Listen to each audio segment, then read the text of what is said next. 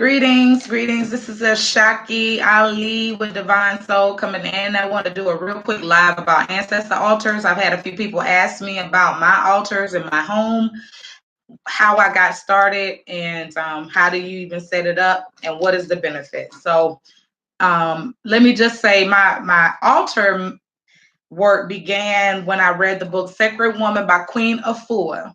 And in the book, she talked about, she presented many different cycles and using different colors and music and different essential oils at the altar.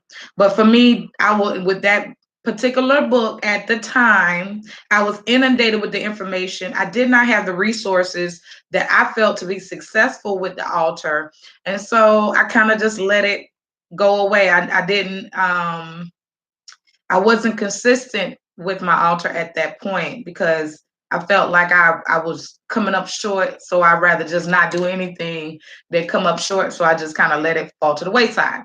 Now, moving forward, I began to research about ancestor altars, and I was introduced to a gentleman by the name of S. Ali Myers. Matter of fact, he has a channel here on YouTube, S. Ali Myers, just like my last name, Ali. He is S. Ali Myers, one of my spiritual teachers, a great brother.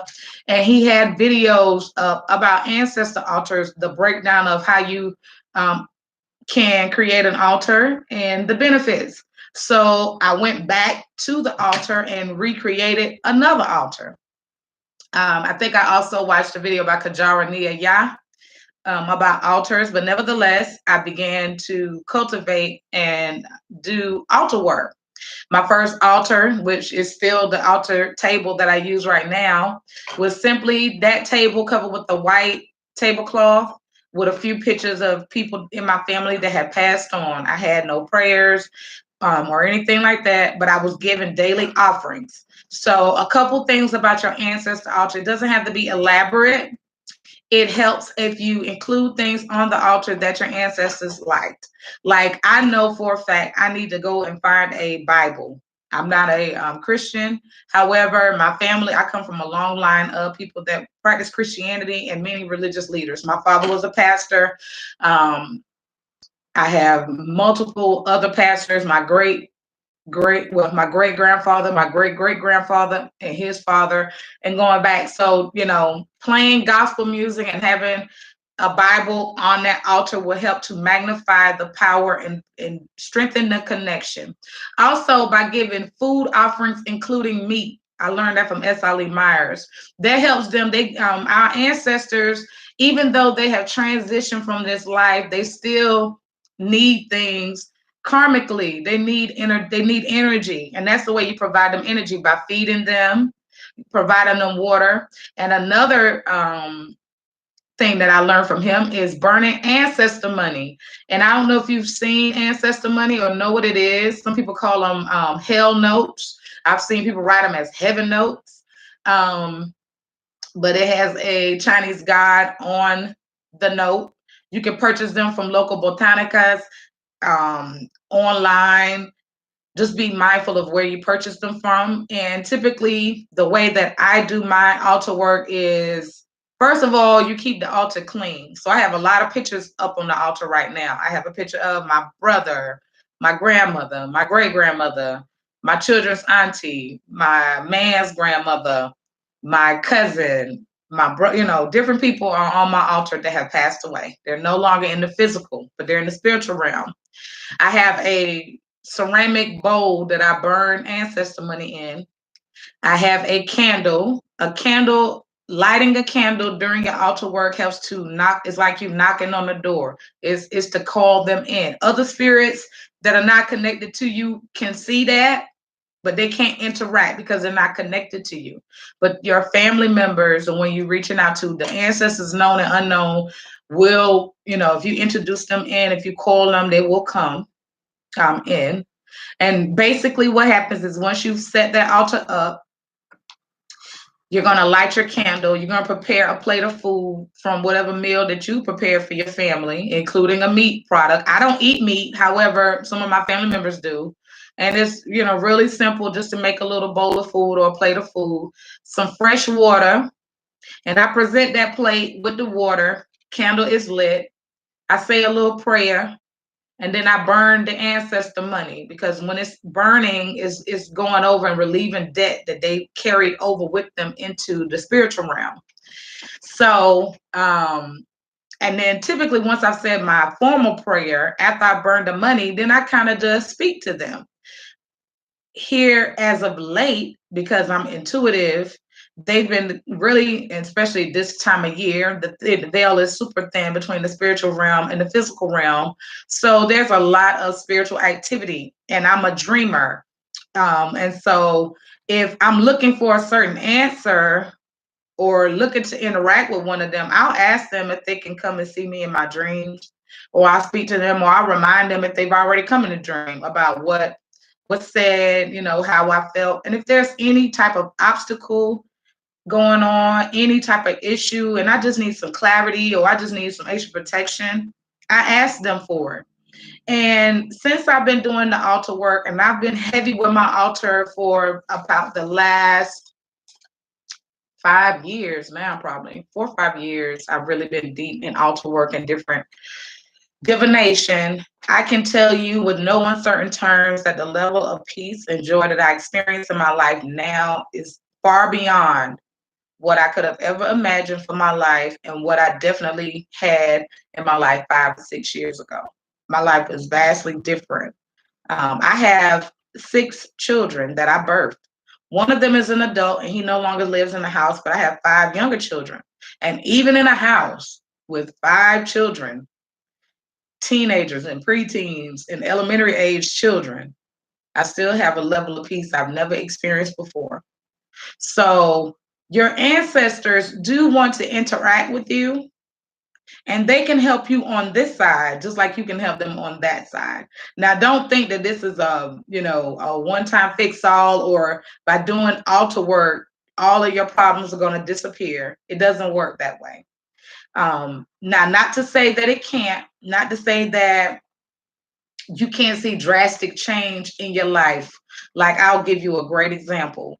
I was in a job that was very toxic to me, and I decided to leave the job. Well, before my last day that I had given for my resignation, the company decided to get rid of me, basically.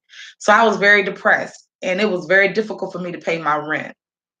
1 month in particular, I had raised up some of the money, and then a community outreach had given me $400, but I was still short like $300. And I had to have the money turned in by, I want to say by the time the office closed at about 6 o'clock. And I had, gone to everyone I could possibly think of, called everybody I could possibly think of, done everything I could to try to get that money. And nothing was working. I just could not get it. And I was like, they're going to evict us. They're going to file eviction on Monday. This was Friday. And I already knew nothing was going to move on the weekend. So I was like, I just surrender. So I had an inclination to go and buy a lottery ticket. I don't play the lottery. I don't buy scratch offs, but I always believe in following what my gut says. So that day, my gut told me to go buy a lottery ticket. I had already given offering and prayed, and I was like, y'all, please protect me, where me and my children, where we gonna go. So anyway, I went across the street. There's a 7-Eleven across from where my apartment is. I went and bought a ticket, and there were some repeating master numbers that I had been seeing over and over and over again on the card. And I ended up winning. I think I paid $5 and I won 20 or 15. That's what it was. I used 1 5 and I won 2 5s back. And they were repeating numbers. There was a 22, and a 33 on the card. And I had been seeing these numbers. So I was like, So then I had an inclination to go and play again. Well, the second time I went, I only bought like a $2 ticket. And there was like $6 that I won on the card, and it was all twos, two, two, two. Okay, so two, in my opinion, the number two represents like partnership. So that made me think about maybe spiritually, my spirit squad, my ancestors, they are working in conjunction with me as a team. So then I went and sat on my balcony and I was like, that's all well and good. I want a couple dollars, but that's still not going to pay this rent. That's not going to give me the rest of this money. Something has to happen. So I came back indoors and I went in my bedroom, and I hadn't been sitting down about maybe 10 or 15 minutes. And I heard something say, go check the mailbox. There's a check there. And at first I was like, but I'm intuitive and I do hear. I have clairaudience. So again, spirit was like, there's a check in the mail. Got up, went to the mailbox, and there in my mailbox was sitting a check for $480 something. It was more than what I needed, but it was all that I needed. Came back indoors. I went to my man. I was so excited. I was so relieved. I was overjoyed. And I could hear my grandmother say, told you everything was going to be all right. Now, am I always on point with my altar work? No. But do I always show my ancestors reverence? Absolutely. Do I try to live my life in a way that is pleasing unto them, those that I know what they expect of me? Yes, I do. There are ancestors that I don't know that I discovered by researching my family, and I'm just beginning to see that knowing where you come from is super important, because I was raised in a very poverty type of situation. We ain't had nothing. However, I noticed in my ancestral line, there were a lot of landowners, homeowners, because if you look at the census, it'll tell you if their home is rented or owned, if they had a farm, if they had land, all this. So doing all of this work that I've been doing over these years and doing the altar work has shown me not only that it solidified the connection between us in the spirit realm and our ancestors, but it also has shown me what I'm capable of, no matter what the situation looks like. And I get emotional thinking about it because we've been told one thing about ourselves, but that is not always true. I'm sorry, there's a fire truck coming by it's out on the street, but it's so loud. Anyway, being able to know where you come from is very empowering. So if you have not began, if you feel the inclination to put an altar up in your house, then that spirit is pushing you to do so, because your ancestors are waiting for you. They are very much real. They're very much present. I know my grandmother is with me a lot. My grandmother Lily, my maternal grandmother, who was like a mother to me, who I lost tragically in 2001. But she protects me. She guides me. She is the voice when I'm doing readings and spiritual work for others. She's the voice that comes through to tell me certain things intuitively. So I said all of that to say this. If you feel inclined to place an altar in your house, do so, because that spirit talking to you, telling, pushing you to do it. And then, we don't do altar work just because we look for big manifestations, but not to say that that can't happen, because it can. But by having what I know to be true is having an altar, an ancestor altar, and doing the work strengthens your spiritual work and helps you along on your journey, because the spirit world is so much more real than this physical reality in which we find ourselves.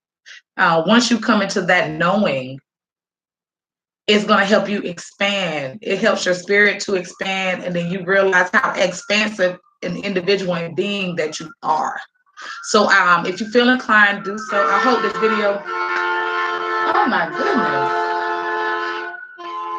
that's not good.